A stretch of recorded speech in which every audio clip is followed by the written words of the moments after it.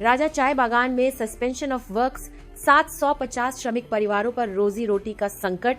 डुआर्स क्षेत्र में एक के बाद एक चाय बागानों के बंद होने की चिंताजनक कड़ी में अब माल ब्लॉक का राजा चाय बागान भी शामिल हो गया है।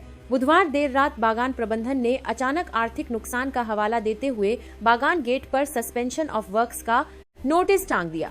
इस फैसले के लागू होते ही करीब 750 स्थायी व अस्थायी श्रमिक और उनके परिवार गहरी अनिश्चितता में घिर गए हैं।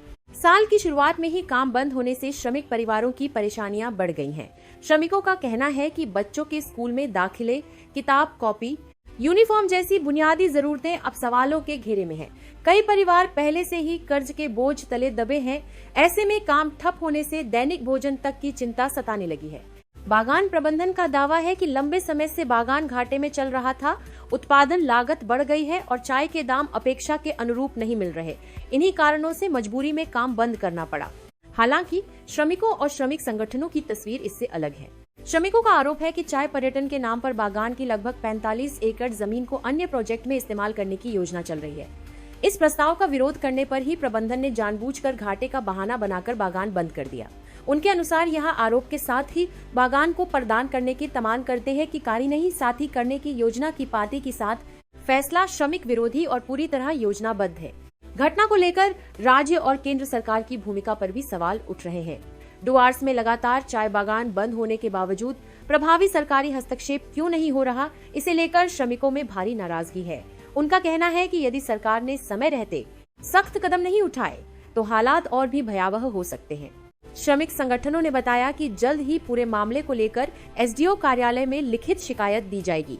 साथ ही तत्काल प्रशासनिक हस्तक्षेप और स्थायी समाधान की मांग की जाएगी। यूनियन का साफ कहना है कि यदि मौजूदा मालिक बागान चलाने में अक्षम है तो प्रशासन को लिखित सूचना लेकर किसी सक्षम नए मालिक को बागान सौंपने की व्यवस्था करनी चाहिए। अब सबसे बड़ा सवाल, राजा चाय बागान का ताला कब खुलेगा, या फिर डुआर्स के लंबे समय से बंद पड़े चाय बागानों की सूची में एक और नाम जुड़ने जा रहा है, ये देखना बाकी है। बहुत दुख की बात है कि राजा चाय बागान पूरा टाउन से सटा हुआ है। हमारे यहाँ पे राजा चाय बागान के बगल में ही एसडीओ ऑफिस है, एसडीपीओ ऑफिस है, बीडीओ ऑफिस है, थाना है, प्रशासन सभी यहाँ पे व्यवस्था है। सटल में ये राजा चाय बागान है और आज हमें एहसास होने लग गया है कि जैसे सिलीगुड़ी चांदमुनी चाय बागान जो कंडीशन में आज वहाँ पे जो पूरा इंडस्ट्री सब बैठ गया वहाँ पे, उसी तरह दोबारा यहाँ राजा चाय बागान के लिए एक है। क्योंकि यहाँ पे लेबर कोई डिमांड नहीं किए हैं, मालिक उल्टा क्या बोल रहा है कि वेकेंट लैंड में उसको टी टूरिज्म का प्रोजेक्ट करने दीजिए बोल।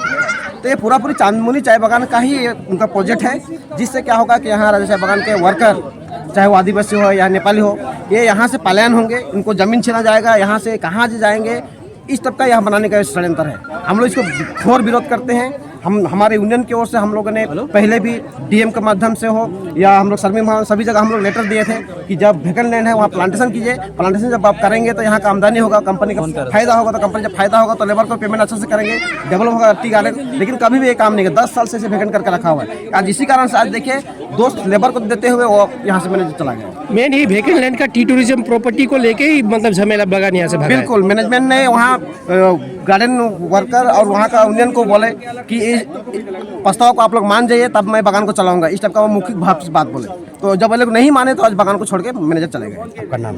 मेरा अमरदन बखला, मैं पीटीडब्ल्यू का सेंट्रल कमेटी का असिस्टेंट सेक्रेटरी।